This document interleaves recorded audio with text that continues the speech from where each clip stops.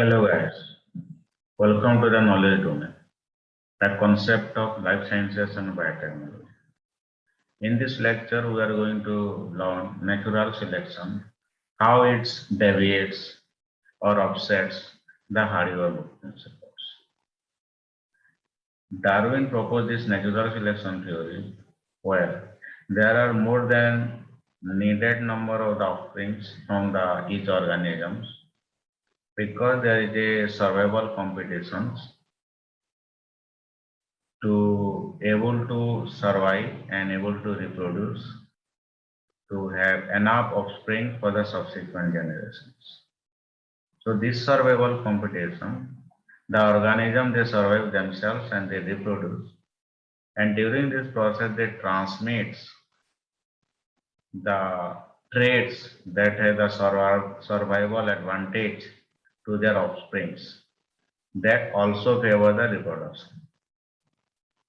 So in the subsequent generation in the population, the strong competitive ability of the organism will prevalent and the traits associated with the weak competitive ability will disappear.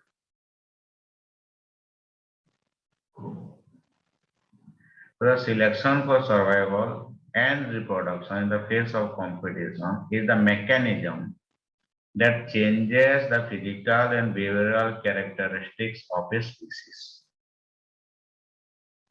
So the ability to survive and reproduce is a phenotype that is expressed, that is called as fitness and symbolizes as omega. It is zero if it dies, the organism dies or fails to reproduce, means there is no representative left after its death. And it is one if one organism is able to survive and produce one offspring. So after its death, there is one offspring is there in the population, and two if there are two offsprings. And the average fitness is expressed as omega bar. So in this small image, we can see that omega bar equal to 1. It means the population is stable, but whatever number of the individual or the organism are dying, they are leaving similar number of the individual in the population. So it is a stable population. So the population is growing if the omega bar or the average fitness is more than 1, and it is a declining population if the average fitness is less than 1.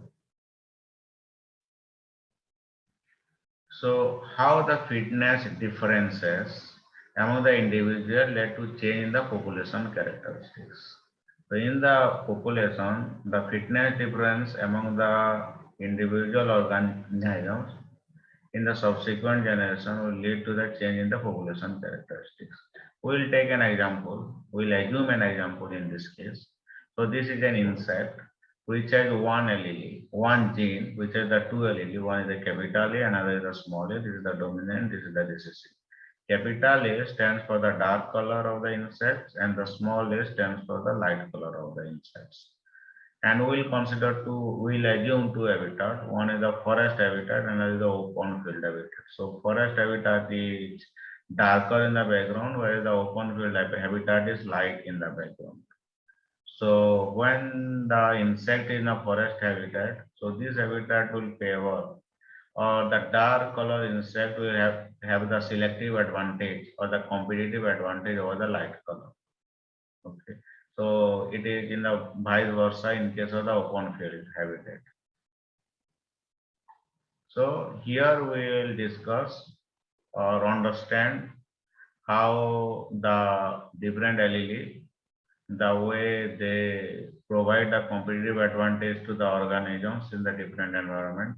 That will be expressed as the relative fitness, that is a arbitrarily defined the fitness. So this relative fitness, when there is a competitive superior genotype, that is considered as 1, and the inferior genotype is a deviation from the 1. So superior is 1 and the inferior is means less than 1, means it deviates from the 1, smaller than 1. And this relative fitness is expressed as a selection coefficient by the small s. So these are the three genotypes of these insects. So homozygous dominant has a dark color. Heterozygous is also dark color. While the recessive homozygous is the light in color. So this is the genotype and this is the phenotype. And the relative fitness, as I discussed, dark in the forest habitat. This is the forest habitat. Dark phenotype has a selective advantage or the superior genotype. So it is will give it 1. Okay. And in the light phenotype will be less than 1 or deviate from the 1. So 1 minus S1. So in the reverse situation, contrary situation in the field habitat, where the background is light in color. So the light colored insect has a selective advantage. So it has the 1, and the dark colored phenotype will be the selective coefficient is less than 1. So it deviates from 1 minus S2. Okay. So now we are considering the forest habitat. So we assume in the F0 or the generation 0, the frequency of the capital A as well as the allelic frequency of the small a both are 0.5, and we will assume a selection coefficient of 0.1. Okay. So there are other assumptions of the Hardy-Weinberg principle, like that there is random mating is happening, and in the zygote, means still the fertilization process, there is no any advantage or the disadvantage. So whatever disadvantage or the advantage we are discussing, that is based on their phenotype during their means adult stage or during their growth after the fertilization. So till zygote, there is no means advantage or the disadvantage. Everything, all the assumptions we take for the Hardy-Weinberg principle. So the differential survival among the genotypes will change this frequency as the insect matures, because the advantage or the disadvantage based on their survival, the way they compete after they become adult or during their maturation in the environment. Okay. So initial genetic composition of the population is the relative fitness, because it is a forest habitat. Dark color have the 1, and the light color 1 minus 0.1 equals 0.9. So the Hardy-Weinberg frequency at the fertilization during the zygote stage is, as we already know, P square 0.25, 0.50, and Q square 0.25. Okay. So this is the zygote level. So what will happen during their maturation or during their growth period? So the dark color is multiplied into 1 because they have the selective advantage, whereas the light color insect has the selective disadvantage. So the genotype frequency will be reduced to 0.225 from 0.25. Okay. But we know that P square plus Q square plus 2PQ equal to 1. So the remaining value, because when we add 0.25, 0.50, 0.225 of the 3 genotypes is coming 0.975. So whatever the remaining is there, we will distribute them according to their proportion in the population. So 1 minus 0.975 equal to 0.025. So there are 4 in the Punnett square. You know there are the 4 genotypes. Though there are 3 types, but there are 4 types of 4 genotypes. 3 types as in the 4. So divided by the 4. So 0.625. So after normalization, we will add to their respective 0.00625, because there is 1 here, there is 2 here, so we multiply it into 2, so 0.0125, and here also 1.00625. Okay.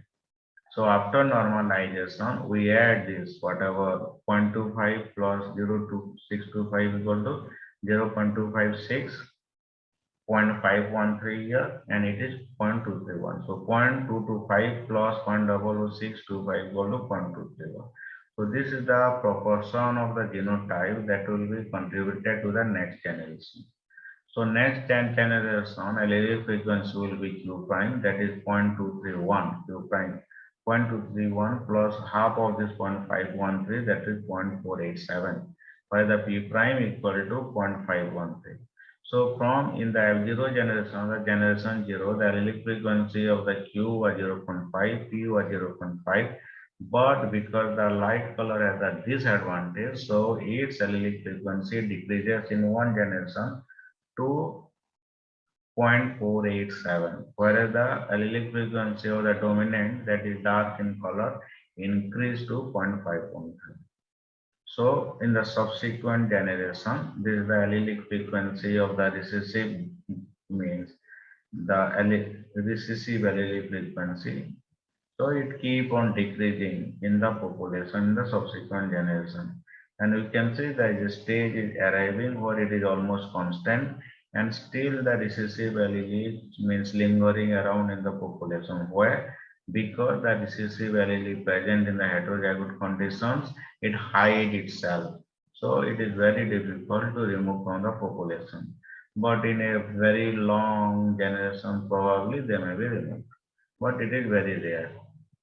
Okay, so next we will take the opposite conditions of the open field habitat where the light color insect have the advantage.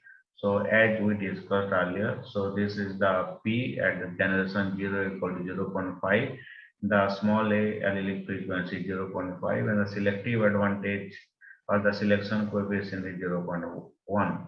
So this is the dark color, both homozygotes and the heterozygotes dominant. So 1 minus 0.1 equal to 0.9 for 9 year, and we will give the recessive homozygotes 1 year. So this is at the zygote level, the genotype frequency. So as soon as the organism is maturing, the genotype frequency will be, means we multiply this 0.9 into 0.25 equal to 0.225, 0.5 into 0.9 equal to 0.450. So this is the genotype frequency.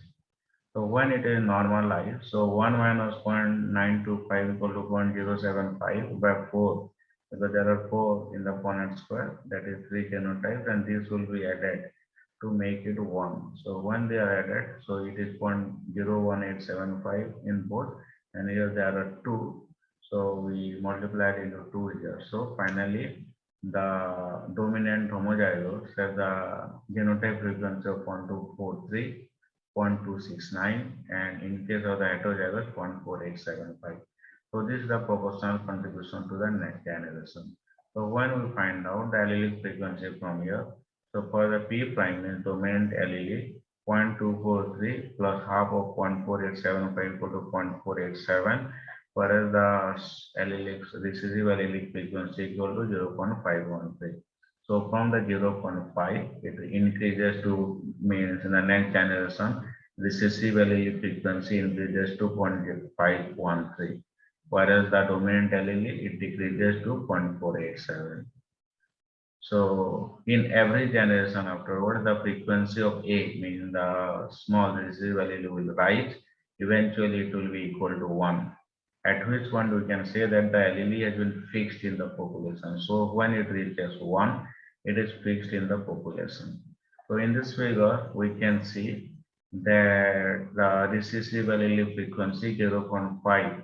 So there is a steep rise in the increase in the allelic frequency of the genotype when it is reaching the level of the 1. So in this case, and in the previous situation, there is a difference.